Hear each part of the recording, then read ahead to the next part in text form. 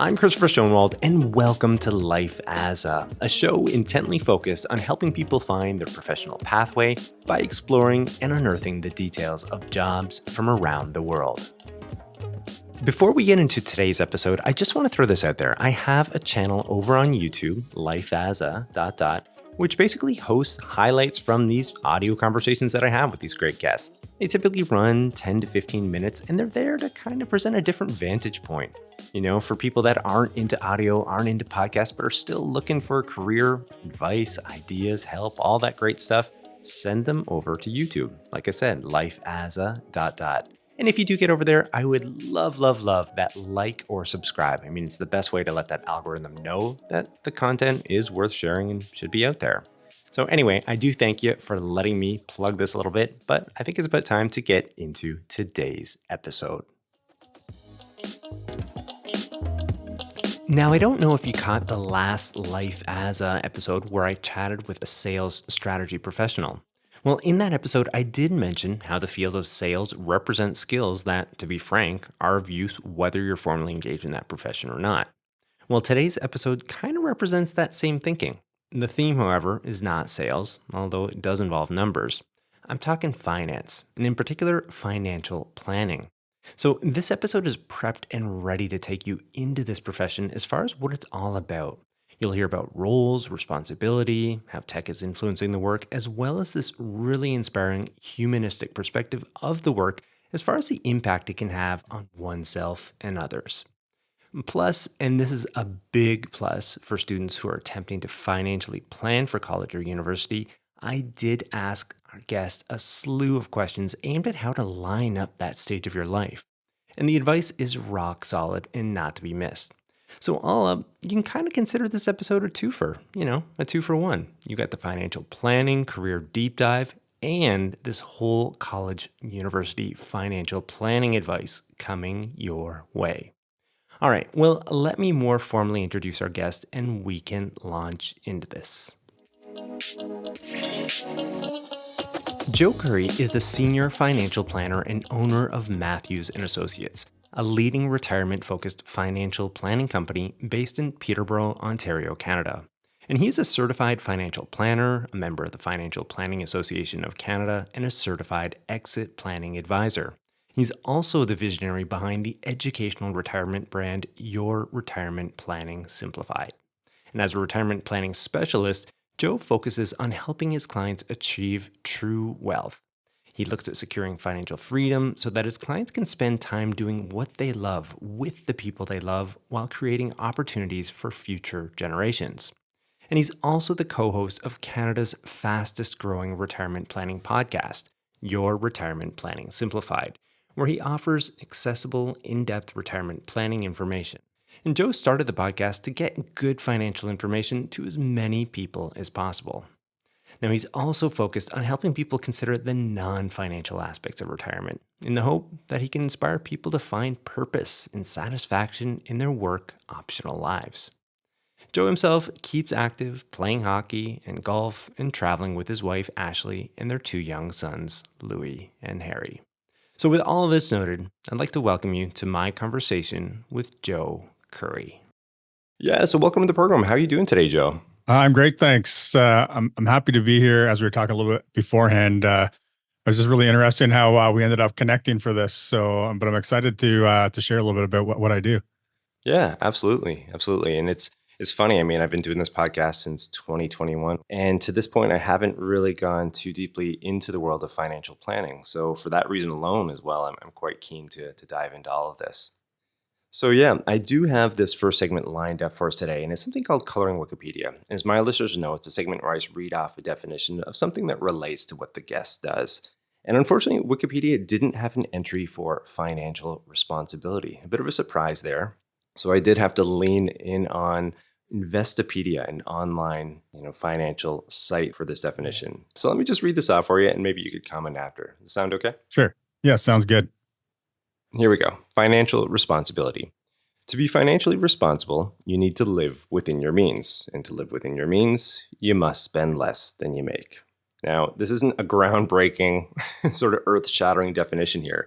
I do acknowledge that. But the purpose of this segment is to have guests add their, experience, their insights, onto this and layer their viewpoints on the term. So I'm quite keen to hear what you have to say. Sure. Yeah. So, I mean, first of all, I'd say it's a pretty good definition in the sense of like it's very straightforward. It's very simple, but for most people, not easy.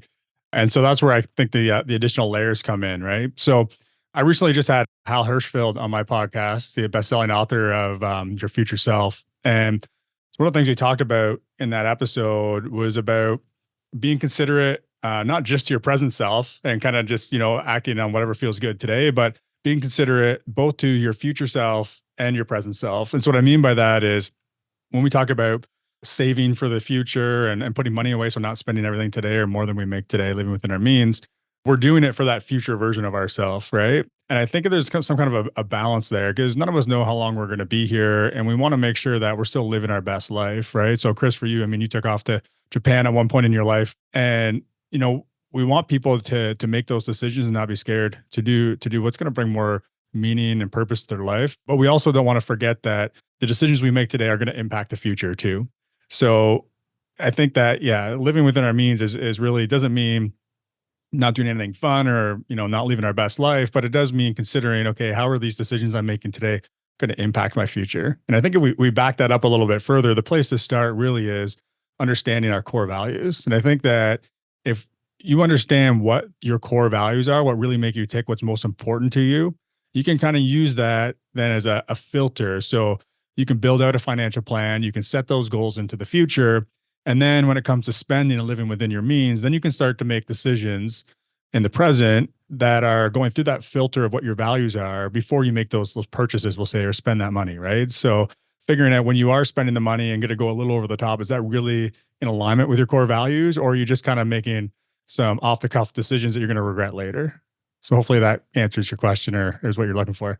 Yeah, yeah. I love that. I love that. I like that idea of, identities as well. Your present identity, who you are right now, and then projecting into the future, future identities. But then returning to this point when you were just speaking of, like core values. So hopefully, when you get to that stage in your life, when you are a little bit older, perhaps you still hold on to many of those core values that you have within your life right now. Your interests might have changed, but the values remain more or less the same. And that can be this sort of guiding light when it comes to financial planning. Yeah, I really love that. I think it's really helpful insights there. Well, this also might be an opportune time to hear a little bit more about your work as a senior financial planner, and your company, Matthews and Associates, which I briefly introduced off the top, as well as your podcast. Perhaps you could share with listeners a little bit more about all those things. Yeah, sure. So maybe I'll start with my podcast, which is kind of born out of my business. So Retirement Planning Simplified is kind of like an educational brand we have. So the podcast is Your Retirement Planning Simplified. And really that started because our industry, I mean, it really is an industry that's not very approachable. And one of our core values, speaking of core values in our company, is approachability. And what I mean by that is we really want to make this industry more approachable for people so that they're getting the advice that they need and deserve. Because finance to me, like it's something I find interesting, so I don't have a hard time understanding it, but that's not the the experience for a lot of people, right? For a lot of people, it's really overwhelming and they're scared to get advice because they've heard horror stories about, so-called financial advisors, or they're just, they're scared they're going to be embarrassed by showing somebody they're, uncovering or undressing themselves financially, and they're going to have somebody looking at them and judging them, right? So really what we're trying to do with the podcast is give people education. So we talk specifically about retirement planning and things related to it, money and non-money related. And the idea behind that is the more education you get, the more comfortable you can kind of become, and not necessarily being an expert, but at least knowing the questions to ask, the things to look out for if you're talking to a financial advisor, things like that, right? So that you can get that advice. And then, so Matthews and Associates, our company, we're providing that advice for people. And so specifically, we're working with people generally within 5 years of retirement and then into retirement. So we really specialize on helping people get ready for that transition to make sure they're not going to outlive their money, and then making that transition into retirement. And again, then not running out of money and living their best life. And that looks different for everybody. Some people, it's just about getting financial independence, but it's not like they're going to stop working, but just knowing that they're going to be okay. And we're looking at all aspects of financial planning. So we say retirement planning, it's really financial planning, but just specific to that retirement base. And so we look at things from estate planning, cash flow management, risk management, investment planning, retirement income withdrawal. So you've been saving and investing this money your whole life. How are you going to actually turn that into a paycheck? So those are kind of some of the key areas that we're looking at. And one of the things I think most people think when they think of a financial advisor is they think about just investments, right? And in a lot of cases, I think that is the case is they are focused just on investments. But what you really want to be looking for and what we really strive to provide is that all-around financial planning as opposed to just investment management. Because in investment management, it's almost a commoditized industry, even though some people won't want you to believe that, but there really isn't a ton of extra value that can be added there other than the behavioral side, because it's easy to make bad decisions when emotions get involved with money, right? So that's really where we can add a lot of value, but it's really making sure all those pieces of your financial puzzle are in alignment with your values and your goals that we kind of talked about earlier. So that's what we do for our clients. Sounds like it keeps you busy, the professional side, but then also too, I mean, the podcasting as well. I might add that this is one of Canada's fastest growing podcasts on the topic of financial planning and retirement planning. I mean, the podcast really, for me, is kind of an outlet also. I mean, I told you kind of the whole idea behind it, but it's also really an outlet for me to stay on top of my skills and my knowledge because every episode when we're looking at different topics, I'm just taking a deep dive back into those topics, right? And so for me, it's a bit of a forcing mechanism to kind of stay on top of all those things, which is also nice. Yeah, absolutely. You're getting exposed to different ideas as well there that probably comes in handy when you're speaking with clients of your own. Yeah, and a lot of times, I mean, we do episodes that we just put on. So Lindsay, my co-host, who's also works with us here at Matthews and Associates, sometimes we'll just pick a topic like retirement withdrawals or something like that. But we also will look for guests. And to your point, if there's a topic like a tax change or something that's coming out that I want to learn more about, I'll try to find an expert and source their experience. And then, then all of our listeners get the benefit from that as well. Well, speaking of all of this, maybe you could step into this other segment here, a day in the life. And I'd love to hear a little bit more about, what a typical day looks like for you. Yeah, so that's a really tough question to answer. So I've kind of thought about this because you gave me an outline. And so I kind of have like 3 different types of weeks, but then there's also things I need to look at from an annual basis and a quarterly basis. And so, if we're looking at this from a financial planning standpoint, if someone were to come into this industry, that's going to look a lot different depending on kind of what your goals are and what stage of your career you're at. So what I mean by that is if you just want to be a financial planner and, kind of just take care of clients, do the planning, stay on top of your game in that area, that's going to look very different probably than what my day looks like. Because at the same time I'm doing financial planning, I'm also building a team and I'm running a business, right? So I'm kind of combining those pieces. Now, the way that I do that to kind of maximize my efficiency and be able to give the best experience to our clients, but also make sure the business is managed is I do a lot of time blocking. So we have periods in the spring and the fall where we see basically all of our clients in like a 5 or 6 week period where it's just client meetings. And that works well for us because we know that we're getting to see all of our clients. We're not missing any. It's a good use of time because we kind of get in that meeting rhythm. It's also really good for our clients because they, like I said, when we get in that meeting rhythm, like we're really on top of things. We're really efficient. We're, servicing clients like to the best of our ability rather than try and jump back and forth between tasks, right? And so that lets us get a lot of the client service stuff out. Now, obviously, life happens, and sometimes clients can't meet in those periods, or they're going to retire, or just different life things, right? So it's not that we only meet clients during those periods. So we also usually have a couple weeks in each month where we have a few days set aside to see clients as those types of things come up. And those are also the times where we're bringing on new clients, right? So we're meeting with new clients, doing new plans. If they're going to work with us for investment management, we're bringing their assets and all that kind of stuff. So there's all those days. And then on those weeks in between and those months where we're not doing the busy client periods, those are the times where we're doing working on financial plans, working on the business, planning out our goals. So we use a system called Entrepreneurial Operating System, or EOS, which you may or may not have heard of before, Chris. But basically, it just gives us a system on to make sure that while we're doing all this stuff for our clients, we're also moving the business forward, right? So that kind of breaks our big rocks, so to speak, into quarters. So we kind of have our big goals for the year, and then we break that down quarterly, and then we kind of assign it to different team members. And then we check in on a regular basis and then we kind of update those each quarter. So it's really, there's a lot going on in my typical day. That's why there isn't really a typical day, but it's kind of seasons and different types of weeks. And so I have 3 different model weeks, basically. It's one of the most difficult questions that I typically ask, I think, to guests. And I think they always tend to struggle with this one because you're right. I mean, there isn't really a typical day in any profession. It sounds like this is the case for you too. But there is a word that you use there. And it's funny that it just came up maybe a couple episodes back where it's seasons of work, and how that can really define your experience within a profession. And I think the way you just outlined it speaks to that point. You have a certain season for meeting with clients. You have a certain season for onboarding. You have a certain season for doing this and that. And I think that's a really helpful way to kind of look at the profession. And your insights there, I think, will be quite helpful to those who do have an interest, perhaps, in financial planning. And then, as you also mentioned, I mean, that whole other layer of entrepreneurship added in on top of all of that. And that certainly presents a whole different variable and topic to consider. So, yeah. Well, I do want to step into this other segment here, a pathways one, and maybe we could rewind a little bit here and hear about what drew you into the profession initially. Was there some sort of formative experience or an interest in your youth that pertained to finance or whatnot? I'd love to hear. I'm sure listeners would love to hear. How this all came to be for you. Yeah, sure. So I always tell people, I really got my start in this industry probably 26 or 25 years ago, kind of in the dot-com era. Now, at that point, I was still in high school, but my dad is also in this business. And I just remember during that time, there's a lot of market volatility. So, markets going down pretty quickly.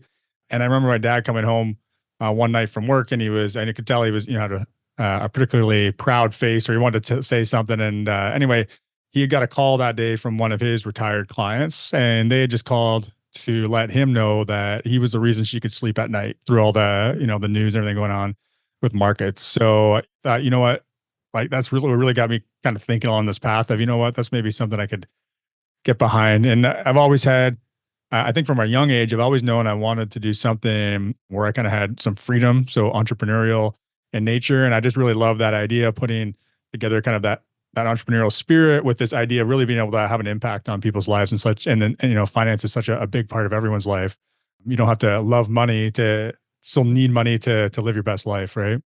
Yeah, absolutely. And also, too, and there's that whole element of controlling your own destiny as well. I mean, that's a lever and a means to doing that for yourself as well. Aside from helping clients, set themselves up, it's also a way for you yourself in, establishing a family and setting up your life and, post-working careers as well. So, yeah, I could see the value in it there. I'm wondering, did you consider those elements when you were younger, like what your own life could look like by adopting some of the principles and values and studies relating to the field of financial planning? Yeah, I definitely did. I knew a couple things that were important to me. I think I mentioned that kind of that freedom piece. So there's that freedom that to have the flexibility. And so I've never been shy of hard work, but I've always wanted that hard work to somehow be like get rewarded for that hard work, not just get the same salary no matter how I work compared to everybody else. Right. So there's always that piece of, I'm going to put in this effort, but I want to be able to benefit from that effort. And then the flip side is knowing that, and even see with my dad. So my dad, he worked a lot of hours, a lot of evenings at kitchen tables and things like that, but he also never missed any of my hockey games or my baseball games or anything like that. Right. So I did still see that while there was, a lot of work that went into what he did, there was still a lot of flexibility to kind of work around his schedule, so to speak. I appreciate you sharing that insight there. I think that's helpful for younger listeners to kind of get this holistic picture of what professions can look like from the outside and, of course, on the inside. And I was thinking maybe we could step into yet another segment here, a Q&A discovery. And to this point, I mean, your background, we've already mentioned, is based around financial planning, but in particular, retirement planning. So that's one of the things that I really love about this business too, is if there's an area you're really interested in, like there's almost no niche too narrow. I know advisors who just specialize in like optometrists or, one specific company. They just work with employees from a certain company. And so that is actually one thing that I think is great. And I think that's also really important because it's tough to know all things about all things. So to really be effective and an expert in any one area, I think it is important to kind of find your way. And that's not something you need to decide before you start in the industry, but it is something that you'll eventually kind of want to narrow into. Now, the focus of this podcast is, typically with students who are maybe in high school, just graduated, and they're trying to think of options or ways of funding their education moving forward, post-secondary, considerations, whether it's college, university, and whatnot, or even master's programs. So I do understand, again, that your speciality is within retirement. But broadly speaking, I do think that you're going to have this basis or understanding of being able to provide some general insights on this topic. So I do have this first question lined up here. Now, in terms of saving options available to such students, what would you say to that? Yeah. So, from an investment standpoint, one of the considerations that we always would put on any kind of savings or investment option is going to be your time horizon. And so, if you're going to be spending the money within 5 years, it probably doesn't belong in what most people would automatically think about when we think about investing and, like, say, getting into broadly a portfolio of stocks or companies, for example, because at any point we could see the next 2008 or like a significant downturn in the market, right? And the last thing you want is to be working hard through high school, putting money away so you can hopefully get out of school without debt or limited debt maybe later on, just to see it all kind of disappear or be cut in half right before you go to spend the money, right?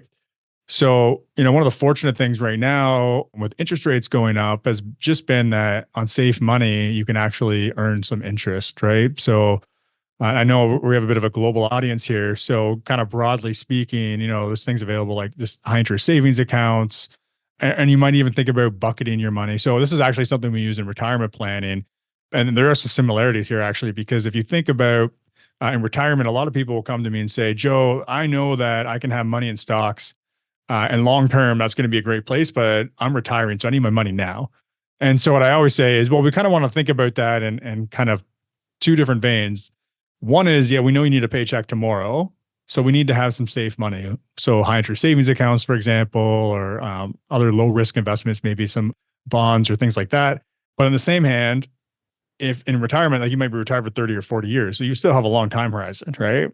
And so depending on what your plans are for school and how far out you're planning, you might think of it in terms of buckets as well. Anything you're going to be spending the next 5 years, you might have in that safer bucket.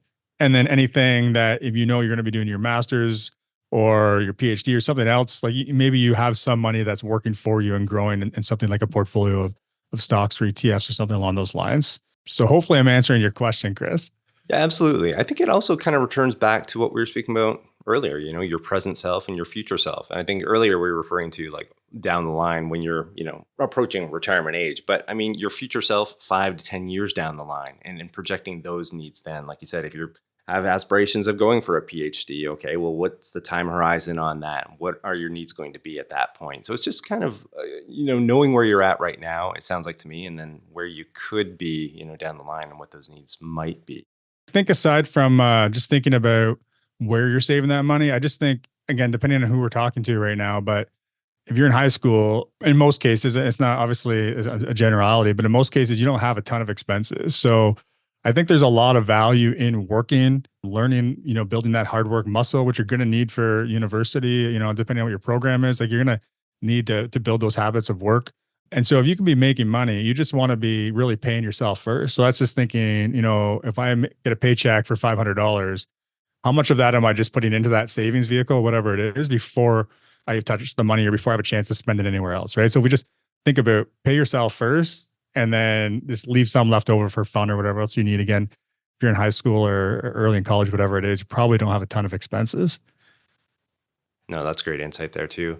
I have this other follow-up question as well. I mean, a lot of financial institutions do have these planning tools available, but I mean, certainly there's a lot more, within the markets right now, apps and all these different types of things that are available to individuals. I'd be curious if you have any insights on that in terms of like directions students can go to access some of these tools and what you would recommend. Yeah. So coming back to the specialty piece, I don't have a ton of familiarity, but I know that, different financial institutions will have like financial calculators or almost like a retirement projection, but projecting out your university expenses. So you can use that to give yourself a bit of an idea. For that to be effective, you're going to want to have an idea of where you're going to be going to school and what kind of what the tuitions and expenses look like today. Because, I'm in Peterborough, Ontario, and we have Trent University here. And so, if my kids eventually say they want to go to Trent and they're going to live at home and pay tuition at Trent, that's going to look a lot different than, if they decide that they're going to be in Arizona State, living down, you know what I mean? Like there's a big difference there. So that calculator is no good if the input's no good. So again, you want to kind of know broadly what you're looking at. And then what that is going to help you do is, okay, how much do I need to start putting away now to get that first year of tuition or however many years it is you're planning for.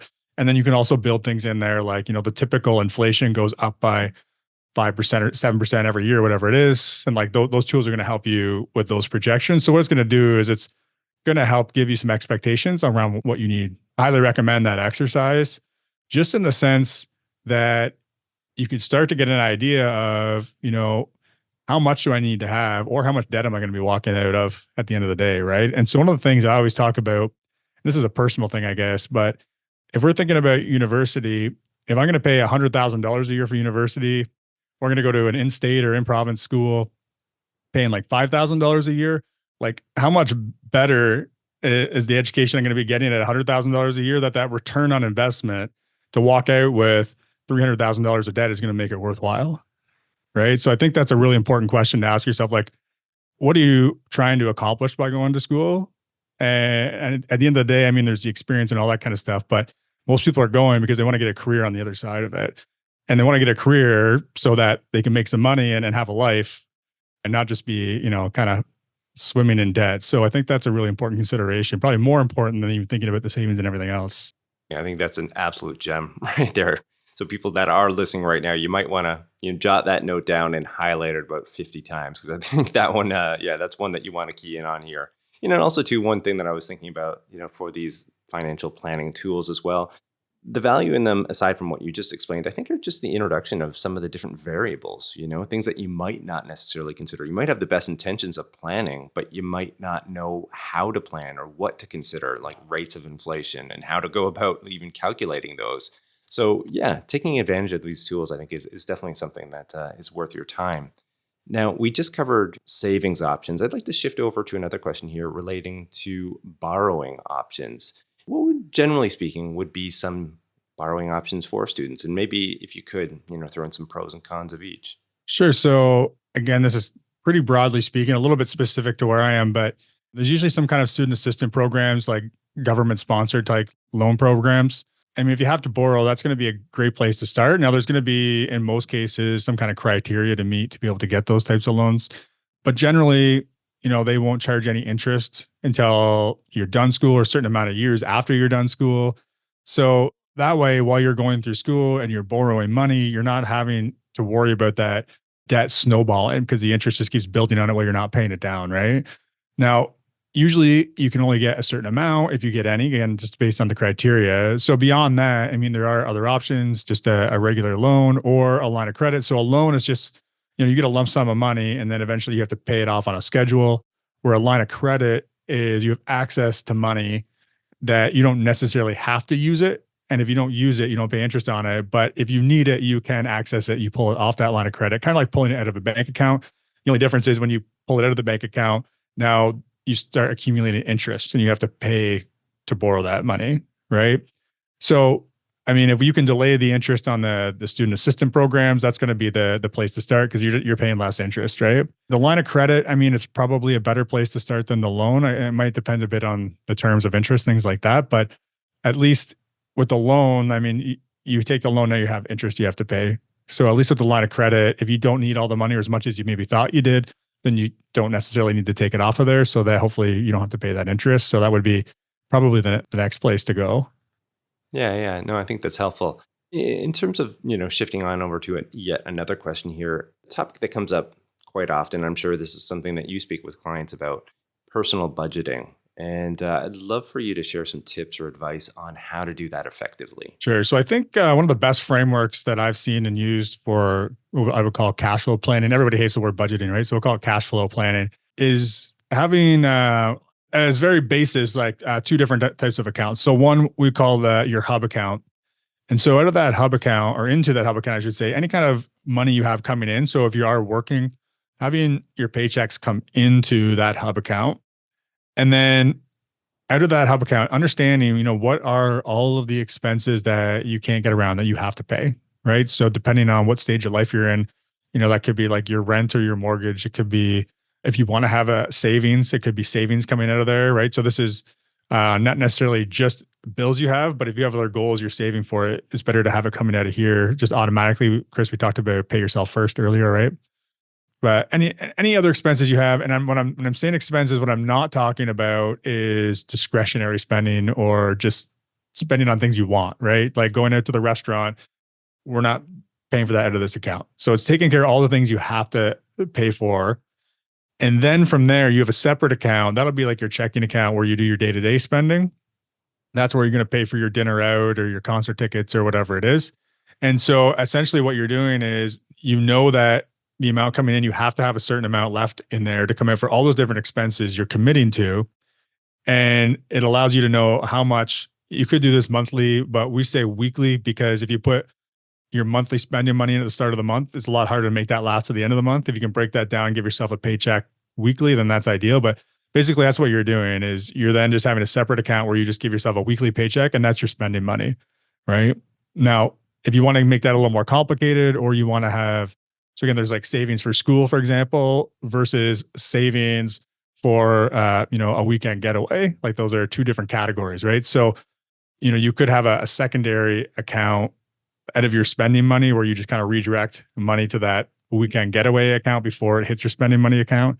So you can get as complicated as you want and break down other savings accounts for that kind of what we call discretionary spending. But again, the main thing is just having that structure that everything you need to take care of plus the pay yourself first is taken care of before you can ever touch that money.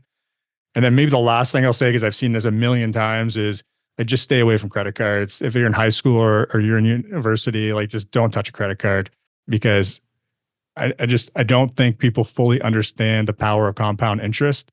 And compound interest works a lot quicker on a credit card than it does in your investment account, unfortunately. So it can get out of control pretty quickly.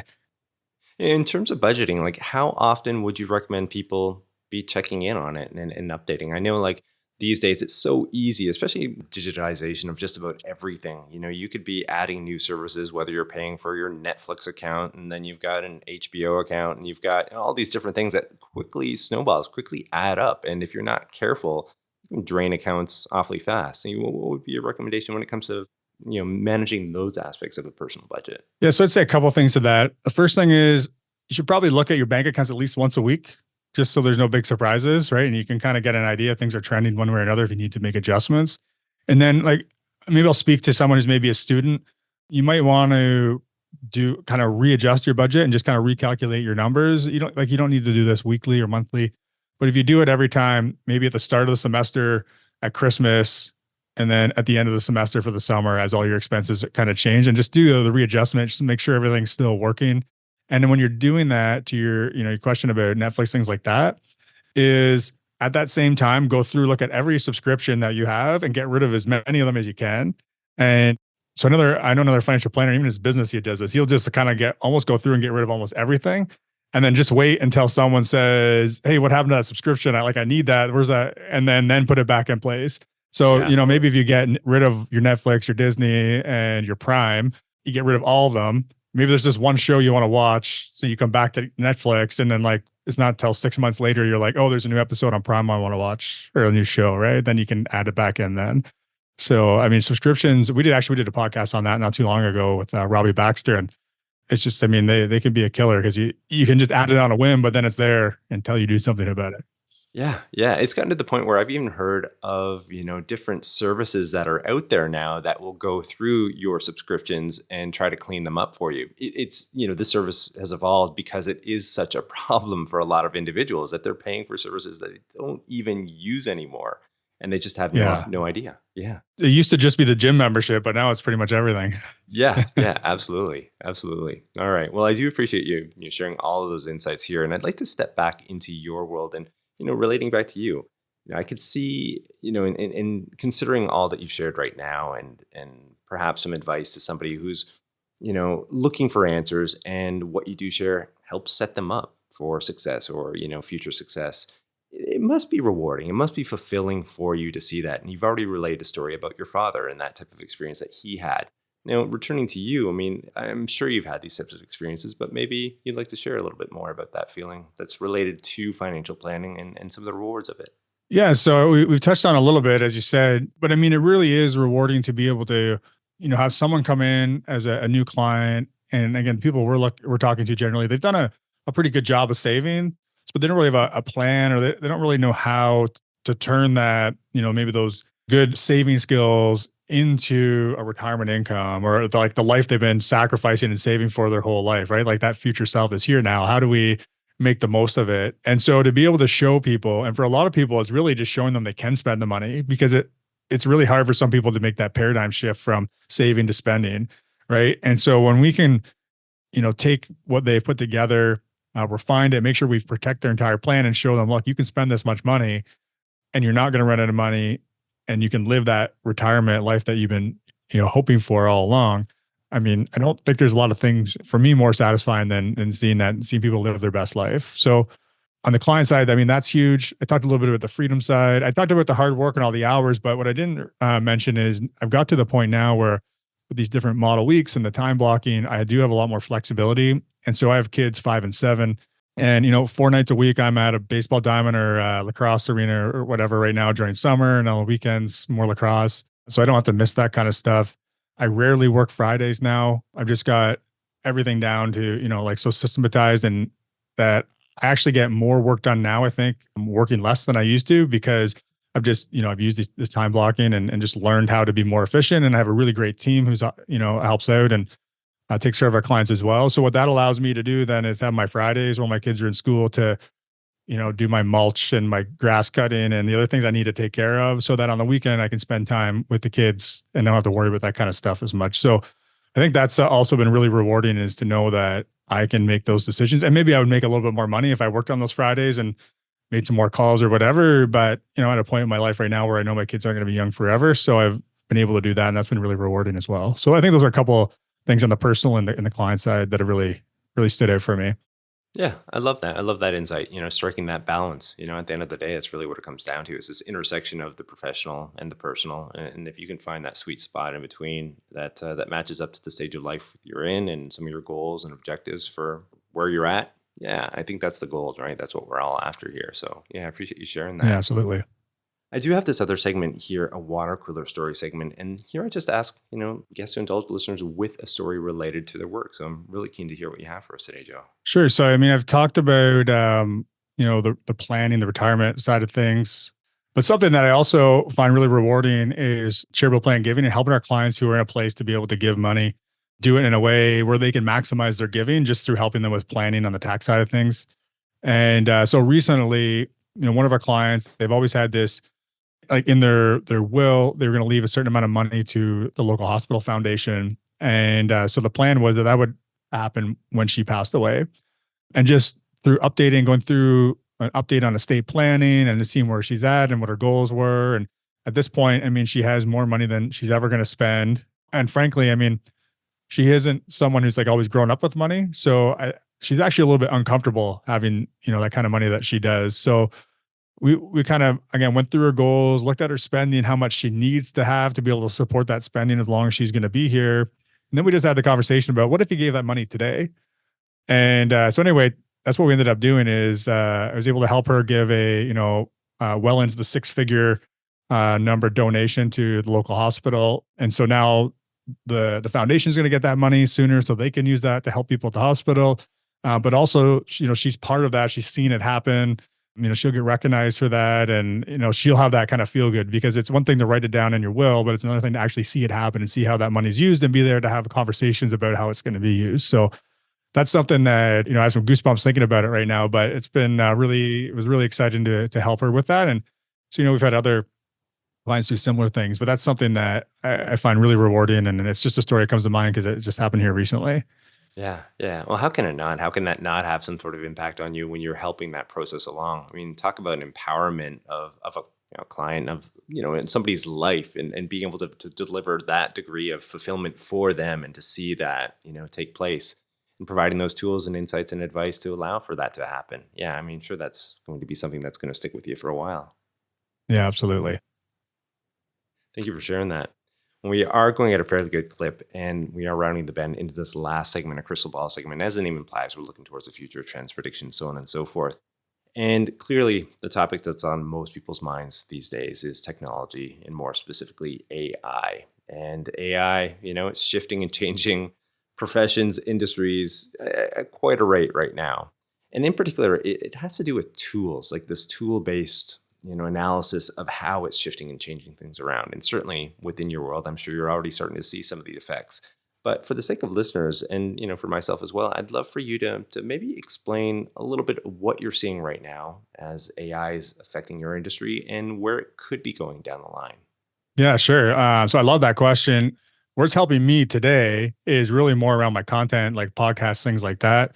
I mean, everything we do is still all original thoughts and ideas, but things like ChatGPT, for example, really help me organize my thinking so I can kind of get my thoughts out there and it gives it back to me in a more organized manner. So I find that helpful for just kind of prep. I mean, it's already starting a little bit. We're not fully confident in it yet, but I think it will be really helpful around like meeting notes, making sure nothing's getting missed, pulling out tasks, things like that. So that's something we haven't started using, but I think we probably will in the not so distant future. Big concerns there are just making sure there's the security aspect from a confidentiality standpoint. And also just again, making sure we're not missing anything because the idea would be to help make sure we don't miss anything. So we want to make sure that's reliable. But that'll be helpful. Financial planning tools is already being used a little bit with some different financial planning softwares now. So I think what it's going to do there is really it's just going to help be more, I guess, more intuitive and help kind of guide the financial planning session with the software more than being maybe advisor driven. So I think that that will be helpful because it'll just make sure that there's, additional opportunities that aren't being missed that maybe an advisor might not see or might not think of if it's a new experience, things like that.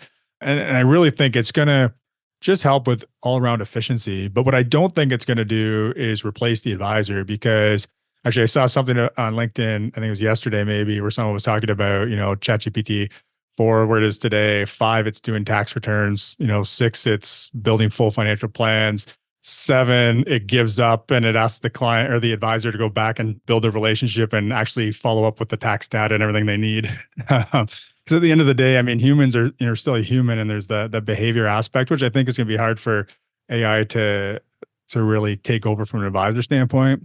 So I guess what I think it will do to the industry is it's going to allow financial planners to give better advice, spend more time focusing on relationships, and just be more efficient. And I think what that will do is one of two things, depending on the firm and what their goals are, is it'll either allow the prices to be driven down a bit because there'll be more efficiency there, or it's going to allow firms to provide additional services and a better experience one way or the other. So I think it's really important. It's going to play a big part of our industry going forward, but I don't think it's going to replace the relationship, the human to human, relationships and communication.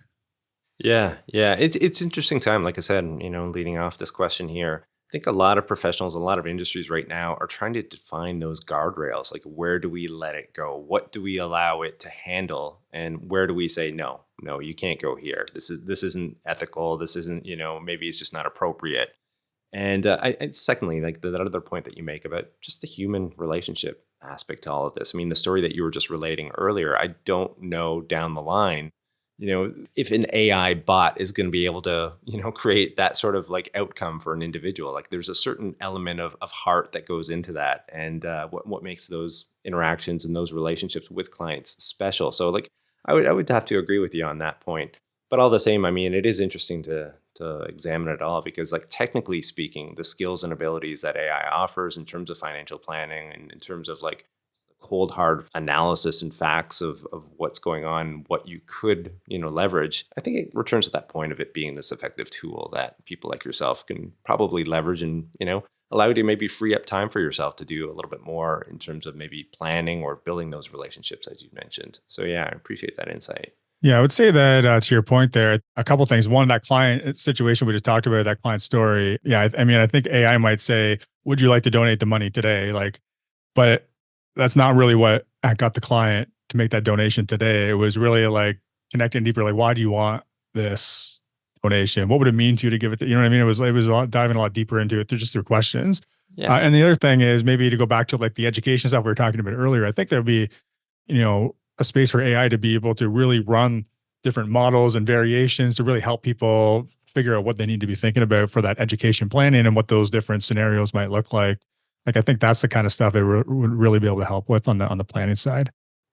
Well, we have absolutely blown through this conversation today, Joe, and I cannot thank you enough. I mean, it's been a true pleasure in diving into your world, professionally speaking, and then also hear, all the advice that you were giving to those who are considering, post-secondary, funding options for education and whatnot. I think this episode's going to function in a couple of capacities. So again, can't thank you enough for all your time and insights. It's been a true pleasure. It's been fun to be here. So thanks for having me, Chris. Now, for those interested in learning more about Joe and his work, you can do so via his company, matthewsandassociates.ca. You can also find him on his podcast, Retirement Planning Simplified.ca/blog. And he's also on all the major social platforms like Facebook, YouTube, LinkedIn, and Instagram. And for reference, I will have links to all of these things in the show notes. And hey, if you like today's show, please be sure to tell a friend and share to show further support. You can always rate, review, and subscribe wherever you access your podcasts. And if you'd like to check out highlights of these audio conversations, head on over to YouTube. I do have the channel, as I mentioned off the top, Life as a ... And hey, if you do make it over there, I would love a like or subscribe. Now, finally, don't forget to join us on the next episode of Life as a, where we'll continue to explore and unearth the details of professions and the people behind them. I'm your host, Christopher Schoenwald. Until next time, stay curious about life and living.